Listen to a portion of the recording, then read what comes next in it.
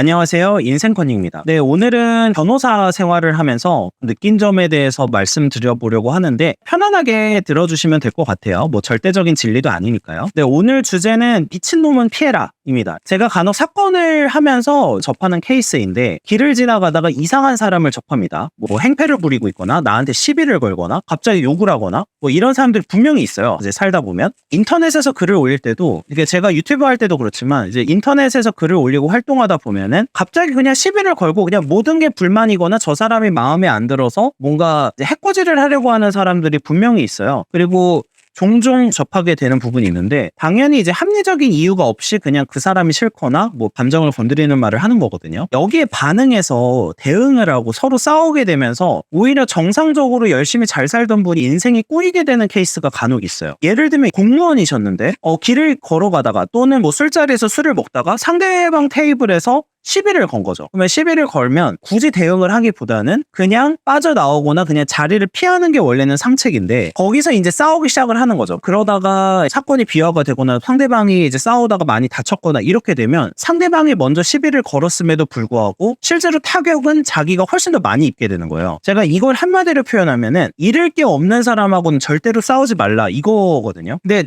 이런 상황들을 법률적인 사건을 하다 보면 좀 자주 접하게 돼요. 특히 제가 일을 하다 보면은 이런 분들이 있어요. 갑자기 영웅 심리를 갖고 있는 분이 있어요. 그래서 막 자신이 세상의 정의인 양, 뭐 내가 거의 뭐 독수리 오영재처럼 행동을 하면서 세상의 부조리를 내가 깨부숴 주겠다. 그리고 내가 보기에 잘못된 거를 막 바로잡아 주겠다. 이런 식으로 하면서 인터넷에서 키보드 워리어로 활동하시는 분들도 있거든요. 제 사건 상대방 중에서도 이런 케이스가 있었는데 뭐 저에게 갑자기 협박을 하고 이런 경우도 많았어요. 상대방이 이제 뭐 평판이나 이런 거를 이제 끌어내리는 쪽으로 가는 건데 재산이 하나도 없고 이제 잃을 게 없는 분들은 내 존재 가치를 누군가를 끌어내리는데 쓰는 시간을 쓰시는 분들이 간혹 있어요. 그러면 그 누군가에게 막 온갖 종류 막 무례한 행동도 하고 여기에 말려들어서 대응을 하기 시작하면은 공무원 같은 분들의 경우에는 대응을 해서 내가 예를 들면 뭐 상대방이 날 때려서 나도 때렸다. 근데 이게 정당방위 같은 게 인정이 잘 안 된단 말이죠. 그러면 나도 이제 폭행이나 상해죄로 입건이 되거나 이제 처벌을 받을 수 있게 되고 이게 이제 공무원 생활에 타격을 줄 수가 있는 거죠. 결국에 이제 사실은 미친놈,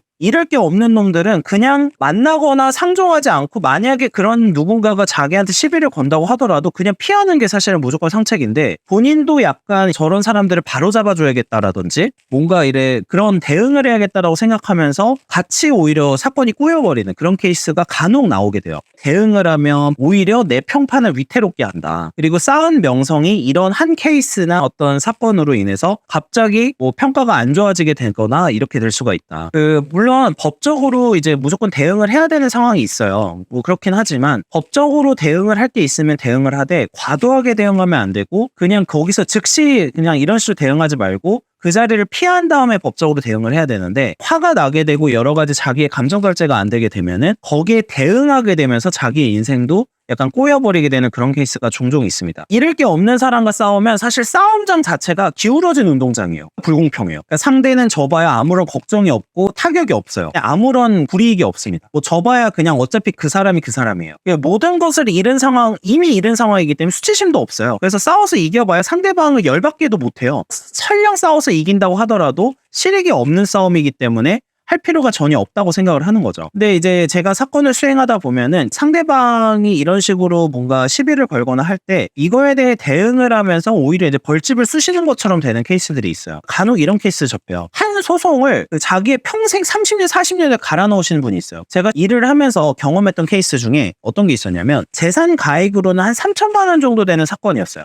물론 3천만 원이 굉장히 큰 돈이죠. 큰 돈인데 이 3천만 원짜리 사건을 해결하기 위해서 자기의 기초생활수급자가 됐고 여러 가지 상황이 있었는데도 30년 동안 계속 소송을 하시는 분이 있었어요. 10년 동안 거기 소송을 어떻게 하느냐. 이미 1심, 2심, 3심 그러니까 대법원까지 이미 갔어요. 그 이후에 재심이라는 절차가 있거든요. 네, 재심은 대부분 아주 특별한 요건에 해당하지 않으면 열리지 않아요. 그런데 재심을 계속해서 청구하면서 저희끼리 하는 표현으로 리어카로 서류 더미를 끌고 다니시는 분들이 있어요. 근데 실제로는 재판을 뒤집을 가능성은 거의 없어요. 그리고 그 3천만 원이면 그 해당 소송을 졌다고 하더라도 그렇게 30년 동안 쏟아붓기보다는 자기가 성실하게 뭔가 일을 하거나 열심히 했을 때 3천만 원 정도는 사실 회복하고 훨씬 더 인생이 나아지는 방향으로 갈 수가 있는데 그리고 포기할 건 포기하고 내가 이제 그냥 앞으로 가기 위해서 뭔가를 해야 되는 사람인데 그 자존심이나 내가 잃을 게 없는 상황에서 내 자존심을 건드렸거나 내 인생을 전부를 거는 그런 소송을 하시는 분들이 간혹 있습니다. 간혹. 그러면 이런 케이스에서 상대방 입장에서 보면은 이 싸움에 계속해서 대응을 한다고 해서 나한테 이득이 될 게 전혀 없는 거죠. 현실적으로 봤을 때는 이런 소송 케이스를 제외하고서도 어떤 상황에서는 대응보다는 무대응이 답인 경우가 있어요. 상대방에 대해서 오히려